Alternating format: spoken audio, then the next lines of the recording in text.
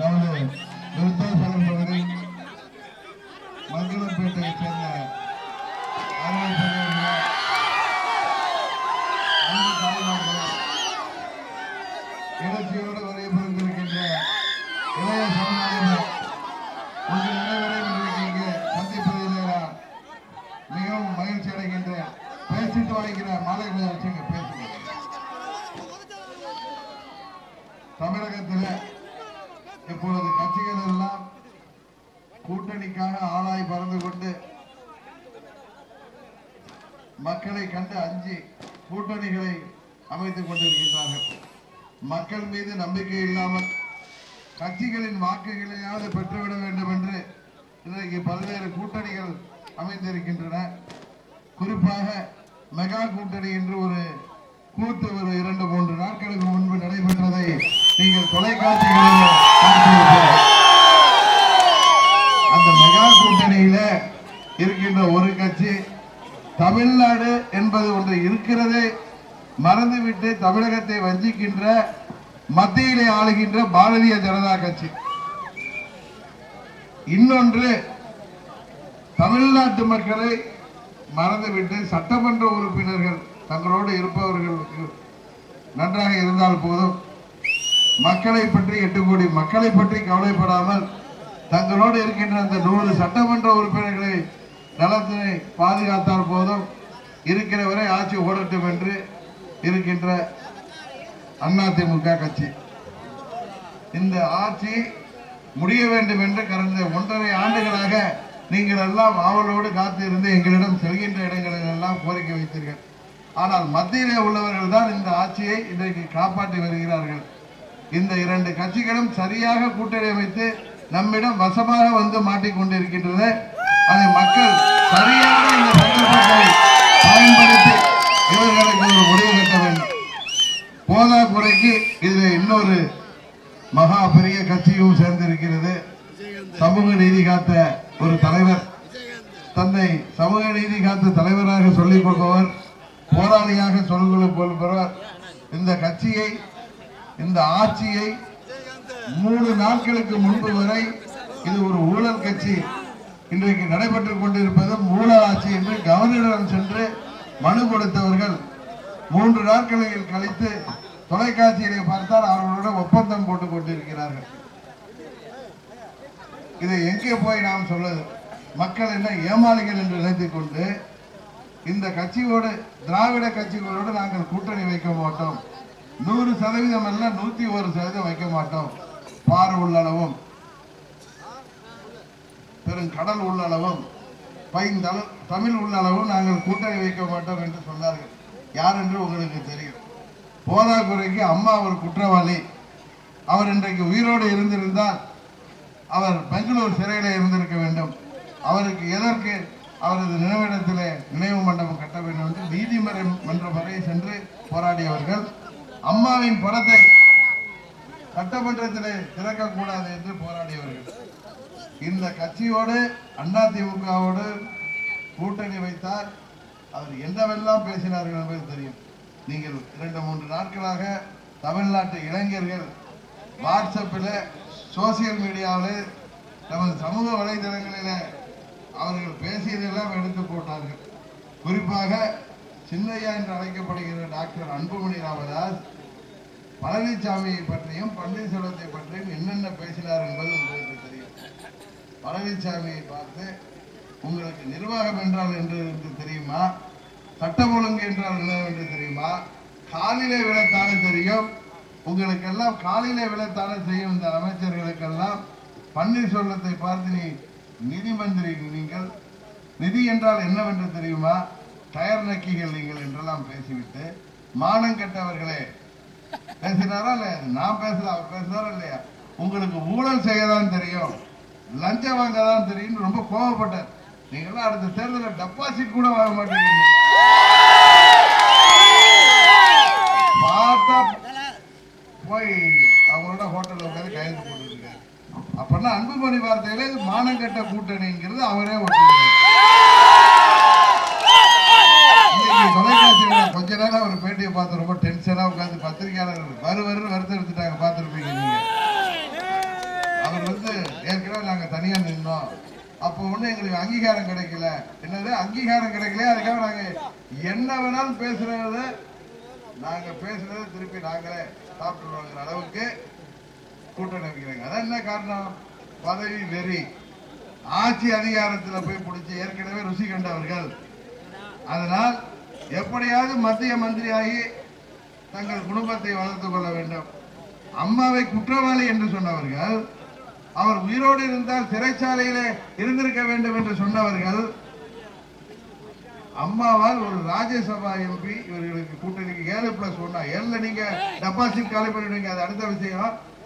ராஜ்யசபா வேணுமா? ராஜ்யசபான்னா என்னன்னு தெரியும், உங்களுக்கு எல்லாம் விவரம் தெரியும். அது சட்டமன்ற உறுப்பினர்கள் எல்லாம் சேர்ந்து வாக்களிக்கிறது. இப்ப இருக்கிற பழனிசாமி கூட பன்னீர்செல்வத்தை கூட இருக்கிற சட்டமன்ற உறுப்பினர் யாரு? அவங்க 2 ஓட்டு கேட்டு வந்தவங்களா? அம்மா 2016 ஊர் ஊரா போய் வாக்கு கேட்டு ஏற்கனவே 11 அம்மா நல்ல ஆட்சி கொடுத்ததுனால நீங்க திருப்பி அவங்க எல்லாம் சட்டமன்ற உறுப்பினர் ஆக்கினீங்களே. அவங்க வாக்களித்து இவங்க பையனோ பொண்ணோ குடும்பமோ டெல்லிக்கு போய் மந்திரி ஆகணும்னு ஆசைப்படுறாங்க. அதாவது அம்மா குற்றவாளி, அவங்க உயிரோட இருந்தா ஜெயில இருக்கணும், அவங்களுக்கு நினைவு மண்டபம் கட்டக்கூடாது, நீதிமன்றத்தை போய் போடுவோம். ஆனா அவங்களால சட்டமன்ற உறுப்பினர் மாத்திரம் எங்களுக்கு வந்து ஓட்டு போடணும். என்ன நியாயம் ஐயா இது? ஐயா தைலாபுரத்து தலைவரை, என்ன நியாயம் இது? பெரிய சமூக நீதி போராளி நீங்க, கடைசியா பார்த்தா பெருச்சாளி மாதிரி பேசுறீங்க. இல்ல மக்கள் இதெல்லாம் மறந்துடுவாங்களா? இல்ல மக்கள் இதெல்லாம் மறந்து நம்மள விடுங்க. அதிமுக தான் தொண்டர்கள் எல்லாம் 95% நம்ம தியாக தலைவர் சின்னம்மா தலைவர் அம்மா மக்கள் முன்னேற்ற கழகத்தில் இருக்காங்க. எஞ்சி இருக்கிற தொண்டர்கள்லாம் அம்மாவையே குற்றவாளின்னு சொல்லி நினைவு மண்டபம் கட்டக்கூடாதுன்னு கோர்ட்டுக்கு போன ஆளோட கூட்டணி போறாங்க. எல்லாம் வீட்டை விட்டு வெளில வர மாட்டாங்க. ஆட்சி அதிகாரம் இருக்குன்னு அங்க ஒட்டிக்கிட்டு இருக்கிறவங்க, இந்த பதவிக்காக ஏதாவது சதர்மான்னு கிடக்கிறவங்க ஏதாவது ரோட்ல நின்று பேனர் வைக்க கூடாது, அங்க போய் கமிஷனர் பாக்குறது, அதை பண்றது எல்லாம் இந்த பாராளுமன்றத்தில் ஆட்டமெல்லாம் ஒடுங்கிடும். பாவம் 20 வருஷமா பாட்டாளி சொந்தங்கள்லாம் அந்த கட்சியில நிர்வாகியா இருப்பாங்க. இந்த ஊர்ல கூட இருக்கலாம். இப்ப நான் இருக்கேன்னா, நான் போய் திமுகவோட கூட்டணி வச்சா எங்க நகர செயலாளருக்கு, பேரூராட்சி செயலாளருக்கு, நம்ம சட்டமன்ற உறுப்பினர் ஆட்சி அதிகாரம் எல்லாம் தேவையில்லை, நான் உண்மையான கட்சி பக்கம் நிற்பேன் நிற்கிறார கலைச்செல்வன் மக்களை சந்திக்க முடியுமா? வேற கட்சிக்காரங்களை சந்திக்க முடியுமா? இல்ல பக்கத்து வீட்டுக்காரங்களை போய் என்னப்பா நீ அந்த கட்சியில இருந்தீங்கன்னா உங்க தலைவர் போய் புரட்சி தலைவர் எம்ஜிஆர் திமுக தீய சக்தின்னு கட்சி ஆரம்பிச்சாரு. அம்மா 30 வருஷம் எடுத்தாங்க. அவங்க போட்ட கேஸ்ல தான் இன்னைக்கு அம்மாவுக்கு தண்டனை வந்துச்சு. அவர் போய் திமுக கூட்டணின்னு சொன்னா எப்படி? நம்ம அம்மா மக்கள் முன்னேற்ற கழக நிர்வாகிகளும் தொண்டர்களும் வீட்டை விட்டு வெளில போக முடியுமா? எவ்வளவு பரிதாபமான இல்லை. ஏன்னா நான் ஒரு கட்சியில தொண்டனா நிர்வாகியாக இருந்துதான் இன்னைக்கு உங்களால துணை பொதுச் செயலாளர் வந்திருக்கேன். அந்த கட்சியில நகர செயலாளர், அது ஒன்றிய செயலாளர், மாவட்ட செயலாளர், பொதுக்குழு உறுப்பினர், எத்தனை நிர்வாகிகள் இருக்காங்க. அவங்களுடைய நிலை தான். வேற யாரும் விடுங்க, நம்ம இருக்கலாம். பக்கத்து வீட்டுக்காரங்களுக்கு பதில் சொல்லணும். என்னப்பா அவங்க ஐயா நம்ம சமூக நீதி போராளினாரு, தைலாபுரத்து காந்தி இந்தியாவுக்கு சுதந்திரம் வாங்கி கொடுத்தது மகாத்மா காந்தினா நம்மளுக்கு சமூக நீதி காத்த பெருந்தலைவர் ஐயான்னு சொல்லிட்டு இருப்பீங்க. ஐயா இப்படி பண்ணிட்டாருப்பா, அதிகப்படுத்த மூஞ்சூர் கல்வி பாலையில விழுந்த மாதிரி பண்ணிட்டாரு, நீங்க என்னன்னு கேட்டா என்ன கோபம் இருக்கிறீங்க? ஐயாவுக்கு ஒரு வயசுல 25 வயசு இருக்கும். ஒரு பெருந்தன்மையோட ஒரு பெரிய மனுஷன் இருக்கும். என்னெல்லாம் பேசினாரு. நான் அவர் பேசுறதான சொல்றேன், நானா எதுவும் சொல்லணுங்க? நானா சொல்றேனா? நானா பொய்ய சொல்றேனா? அவர் பேசுறத தொலைக்காட்சியில பார்த்துருப்பீங்க. மறந்துடக்கூடாதுன்னா இன்னைக்கு தமிழ்நாட்டு இளைஞர்லாம் எடுத்து விடுறாங்க. டெய்லி அது போன ஆன் பண்ண முடியல. என்ன சொல்றாரு? திமுக அதிமுக திராவிட கட்சியோட கூட்டணி போக மாட்டேன், எழுதி தர்றேன் உங்களுக்கு. இதையெல்லாம் தாண்டி தாயையே சம்பந்தப்படுத்தி பேசினார்.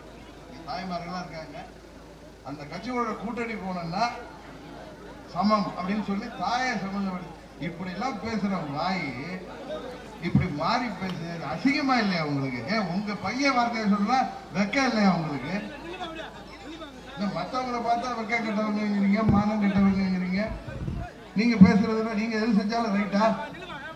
நீங்க இவ்வளவு நான் இது வரைக்கும் எனக்கு 55 வயசு ஆகுது. எத்தனையோ தேர்தலில் எத்தனையோ கூட்டணிகளை பார்த்துருக்கோம். இப்படி ஒரு பித்தலாட்ட கூட்டணி நம்ம பார்த்ததில்லை. எங்க அண்ணன் நம்ம அண்ணாக்கள் தான் பன்னீர்செல்வம் பதவி இருந்தா போதும், அமைச்சர் சம்பத்துக்கு இங்க இருக்கிற பண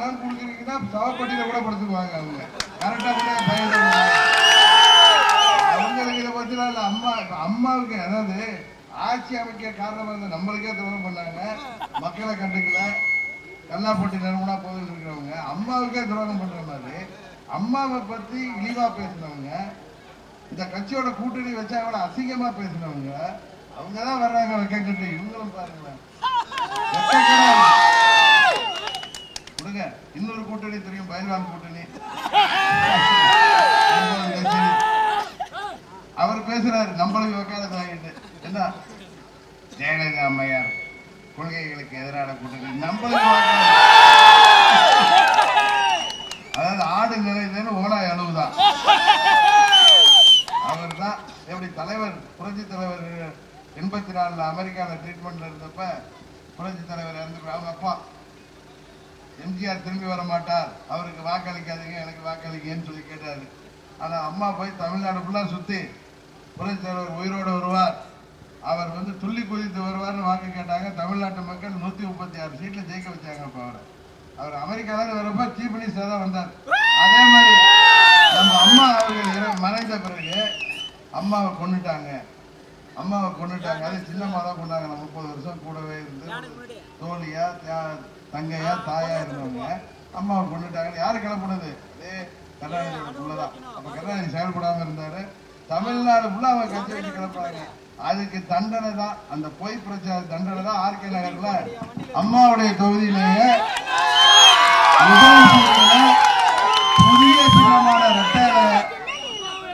புதிய சின்னமான குக்கர் வச்சு டெபாசிட் காலி பண்ணாங்க இல்லையா? அதே மாதிரி ரெட்டையில ஓட்டுக்கு 6000 கொடுத்து ஏதோ பேரம் பேசி பார்த்தோம், ஒண்ணு நடக்கலாங்க. ஏன்னா நிறைய பேர் நீங்க என்னோட தேர்தல் வேலை பார்த்துருப்பீங்க. எனக்கு அமைக்க அறியாது, வீணா போயிடாது. நான் வாங்கிக்கிறேன். அதை வாங்கணுமா இல்ல பேசணுமா சொல்லுங்க. நீங்க எதுக்கு சொல்றேன்னா, நீங்க தமிழ்நாடு ஃபுல்லா ஆர்கே நகர் மாதிரி தான் இருக்கு. மக்கள் விழிப்புணர்வோட இருக்காங்க. நம்ம ஏழை எளிய மக்களுக்கு, விவசாய பெருங்குடி மக்களுக்கு, வியாபாரிகளுக்கு, வேலை வாய்ப்பு இல்லாமல் காத்திருக்கின்ற படித்த இளைஞர்களுக்கு வேலை வாய்ப்பு, ஆசிரியர்கள், அரசு ஊழியர்கள், நெசவாளர்கள், மீனவர்கள் என அனைத்து தரப்பினரும் இன்றைக்கு பாதிக்கப்பட்டிருக்கிறார்கள்.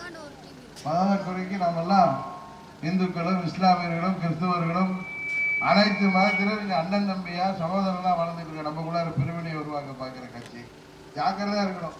மீண்டும் ஆட்சி கூட்டம் நம்மளாம் இருக்க முடியாது ஊர்ல யாரும். அதனால நான் வந்து சொல்றது உண்மையான, நீங்க நான் சொல்றதுனால எங்களுக்கு ஓட்டு கேட்கிறேன்னு யாரும் நினைக்கிறேன்னா, நான் சொல்றதெல்லாம் உண்மையானு பாருங்க. என்ன கூட இந்த ஊடகத்துல எல்லாம் கேட்பாங்க 2-3 மாசமா, நீங்க கூட்டணி அமைக்கலையா? அவருக்கு தான் அங்க பயில்வான் கூட்டணி இருக்கு, யாரோட அமைக்க முடியும்? அம்மாவை பத்தி ஒரு கட்சி அம்மாவுக்கு நினைவு மாட்டார், இன்னொரு கட்சிக்கு இங்க உங்க தொகுதியில பழைய எம்எல்ஏ இருந்தவர் ஒருத்தர், அவர் வந்து அம்மாவுக்கு படம்லாம் வைக்க முடியும், அவரோட நான் சேர முடியுமாங்க? நாங்க இது மாதிரி ராஜதந்திரம் எல்லாம் எங்களுக்கு தெரியாது. இதே மாதிரி சந்தர்ப்பவாதெல்லாம் செஞ்சு உங்கள்கிட்ட ஓட்டு வாங்கணுங்கிற அவசியம் இல்லை. நாங்க நியாயமா பேசுவோம், எங்களுக்கு நியாயமா வாக்களிங்கன்னு தான் கேட்க முடியும். அம்மாவுடைய படத்தை நாங்க கொடையில வச்சுட்டு அவங்க பேர்ல கட்சி வச்சிருக்கோம். அம்மாவுடைய தொண்டர்கள் அவர் மறைந்த பிறகு 95% எங்களோட இருக்காங்க. நாங்க போய் இவங்களோட எல்லாம் கூட்டணி வைக்க முடியுமா? நாங்க மக்களோடைய தொண்டர்களோட இருக்கோம். தமிழ்நாட்டு மக்கள் மீது எங்களுக்கு நம்பிக்கை இருக்கிறது, நியாயம் தருவார்கள்.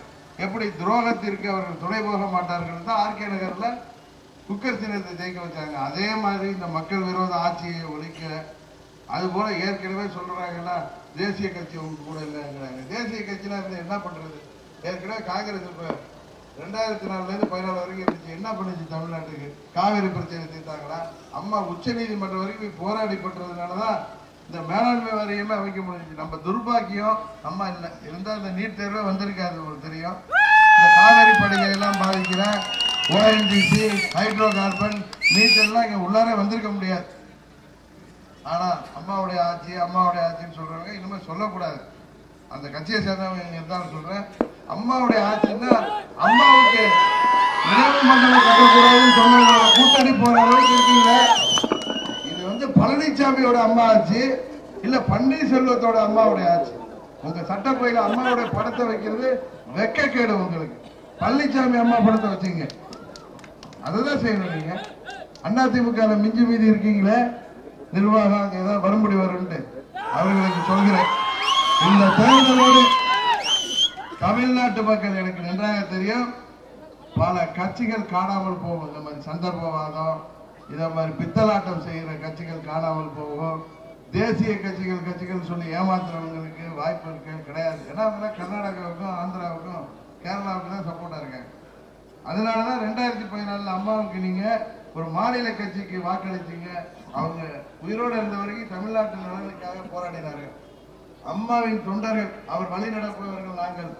உண்மையாக உங்களுக்காக போராட, இளைஞர்களுக்கு வேலை வாய்ப்பை பெற்றுத்தர, விவசாயிகளின் நலனை பாதுகாக்க, யாரோடனும் எந்த ஒரு சமரசமும் செய்து கொள்ளாத கட்சியாக அம்மா மக்கள் முன்னேற்ற கழகம் விளங்கும்.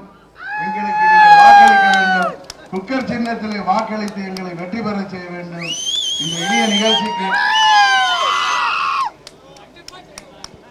அதுபோல நமது மங்களம்பேட்டையிலே புதிய பேருந்து நிலையம் வேண்டும், புறவழிச்சாலை வேண்டும்,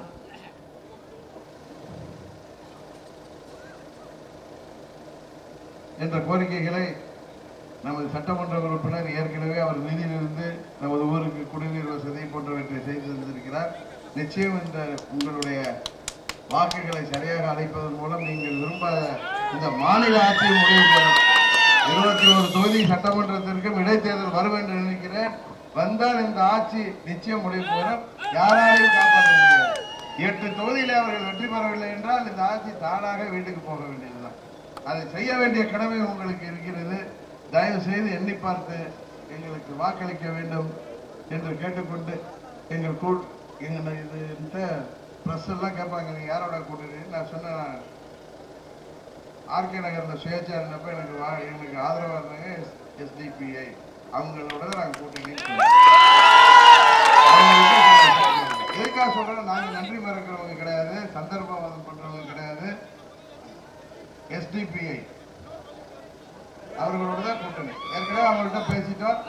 இந்த பெரிய கட்சிக்கிறாங்களே இவங்கெல்லாம் போன தேர்தலில் ஒரு முதலமைச்சர் டெபாசிட்டா காலியானாரு, இன்னொரு முதலமைச்சர் மாற்றம் ஏற்றம் அப்படின்னு சொல்லி பித்தலாட்டம் சொல்லிட்டு வந்தாரு. ஒரு தொகுதியில கூட ஜெயிக்க முடியல.